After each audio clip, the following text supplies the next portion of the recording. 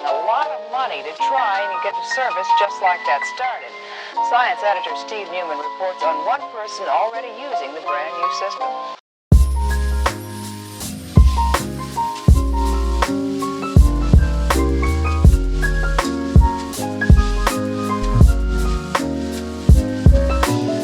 Hello there carpologists, I'm Dan. You've joined me down on the banks of one of my syndicate waters in the southwest, and today we're taking a closer look at the TF Gear FishSpy marker float. So the lake's actually closed at the moment for fishing. The fish have recently spawned and they're getting a much needed break. But this is a perfect time to get over the lake, you know, go with your lead rod or your marker rod, whatever you want to call it. Basically pick some swims that you're interested in, areas that you think fish are going to be holding up or visiting quite frequently throughout the coming months. And have a good lead around. You know, you're not going to do any harm because there's no fishing at the moment, and any disturbance you do cause will soon be forgotten about in the sort of coming days. So yeah, get out there, have a lead around, find some nice looking spots and get some bait on them, and it's so easy to do. I came over yesterday, I was here for about an hour, I had a good lead around in an area that a particular fish that I want to catch has been caught from several times in the past. Basically this is a 13-acre gravel pit, and that fish I want to catch has been caught once up the other end of the lake since it's been in here, in its life basically. It always comes out in this little finger bay. This is just the entrance to a bay that runs behind me and down the right hand side of the camera there. And basically, yeah, the fish always gets caught here. It comes out here every year within a few weeks of them spawning, and this is basically the mouth. This is the entrance to the bay. Doesn't seem to matter what way the wind's blowing or what the bulk of the fish are doing out in the main body of the water up there. That big one, that one that I want, always tends to get caught down here. So yeah, I basically picked this swim. Like I said, I've had a good lead around. I mean, it's really weedy, you can probably see it.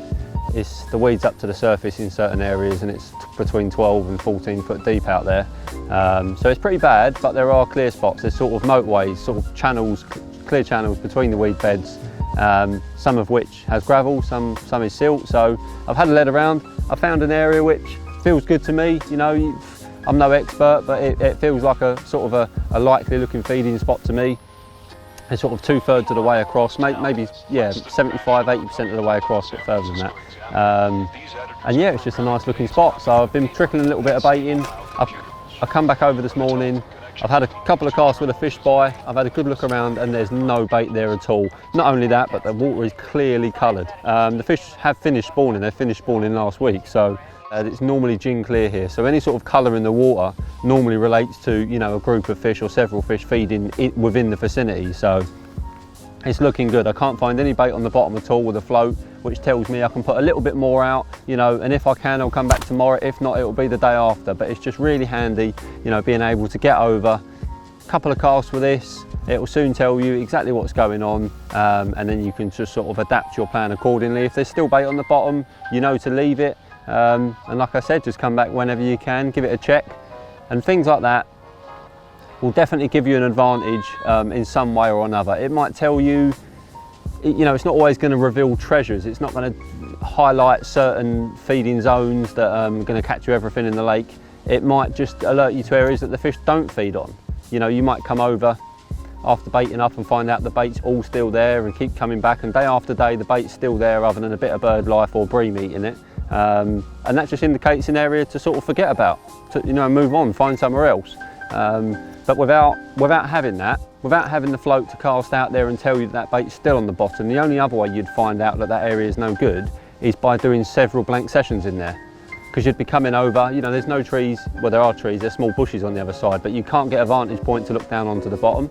So the only way you'd know, like I said, is by doing blank sessions, you know. I don't know about you, but I don't really have that sort of time to waste. Nobody's claiming that it's a magic device and it's going to triple your catch rate, but just like any sort of gadget nowadays, you know, bait boats and sonars, echo sounders, all those sort of things used correctly at the right time and place can definitely give you an advantage. And for me, this is exactly what this is doing here today.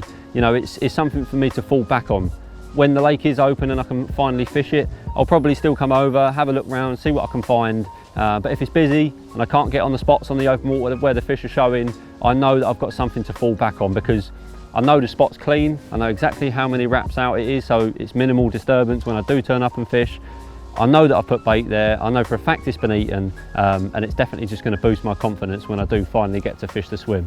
So the recommended retail price on the FishSpy Marker float from Total Fishing Gear should be around £240, but they're currently doing a massive saving and it's available for just £129.95. For more information, please do visit the TFG website. Thanks for watching and I'll see you again soon.